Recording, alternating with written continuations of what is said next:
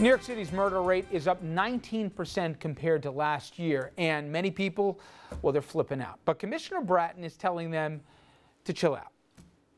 The bad old days aren't just around the corner. They're not coming back. We're not going to let them come back. We are in a city that is a very safe city. Now, if you want a point of reference, this is the bad old days Bratton's talking about. More than 2,000 murders in 1990, in fact, substantially more, and close to 300 last year. Bratton also said stop and frisk is not a significant factor when it comes to the crime rate. And as you can imagine, some parents like this idea, some don't. Well, we're going to get into all that issue later. But let me ask you, Darren, do you agree that this is not a trend? It's a blip. It's not a good blip, but we're not going back to the old days. Is that fair assumption? You agree with the commissioner? That's a long stretch to say that we're going back to the 90s. However, it's something that we need to keep an eye on, because we just came through one of the coldest winters on record. And for the crime stats to be up for a 365-day period, it begs the question of retooling a strategy that You're works. worried about when we're hitting 100 Right, degrees. exactly, because just we had, we're looking at these crime stats and they're up, and we had these super cold months when crime is traditionally down. Now, recently, the commissioner stated that he wants more officers. He wants more uniformed officers. 1,000 more cops. However, de Blasio stating he begs to differ. I understand it on both ends. If you look at, if you go back in the early 90s when David Dinkins was the mayor, you had a program that was referred to as Safe City, Safe Streets, which allowed the mayor of the city to gain thousands of additional officers. That bill has since ran out just based on attrition. Yep. So we went from 40,000+ to a 35, 36,000. I'll talk about another unit, Dom.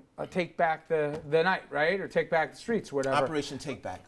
And you know how that played out. But people say the pullback in terms of stop and frisk, how many people are stopped and patted down every day. You hear some folks, certainly on the right, say, please, there's a direct correlation. You got people doing more gunplay right now because they're not worried about being searched. On the flip side, people saying you're putting two and two together and getting 10. It's way too early to make that kind of a leap. Where do you fall? I disagree. It's not way too early. I think that the numbers are alarming right now. With that said, the mayor and his police commissioner are a victim of timing. That's what the problem is. So Dinkins brings in the cops under Safe Streets, Safe City. Right. Crime rate way up there. New York Post on page 1, Dave, do something. He gets permission from Albany, brings in all the cops. Rudy comes in, crime buster, with the cops from Dinkins. He had those resources. Right, he had the resources. Right. And it continued under Bloomberg. The record drops in crime continued under Bloomberg. So now we get to de Blasio. More about cops or more about the economy? No.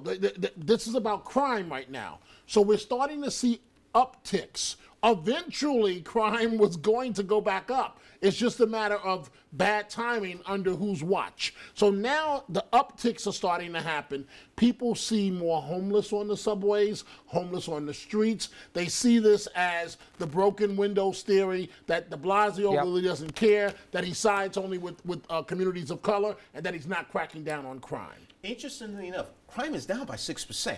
Overall crime is down by 6%. Right. What's up are shootings and homicides. But the shootings and homicides are the most sensational components of crime. So that's why we're paying attention to this.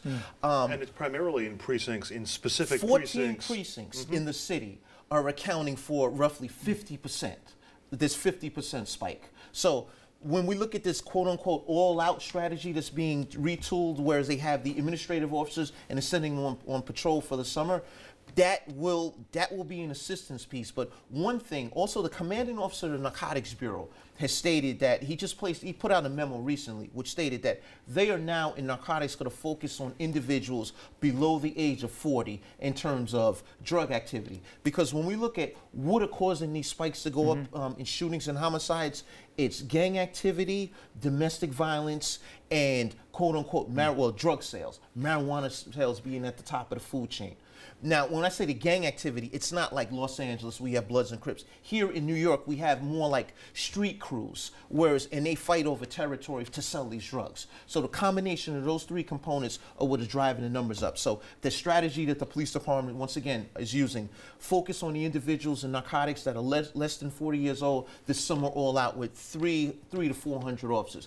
I don't know that that's going to be a fix. I don't know if that's going to be that's Well, the and solution. Bratton wants pretty much another at least 700 more cops on top of that, if 1,000. not 1,000. Right. Right? Yeah. So, Darren, great job. I appreciate it. I had so much Thanks for stuff I having wanted me. to get into with it, but time doesn't let us. All right, coming up next, karaoke parties, girlfriends, BMWs.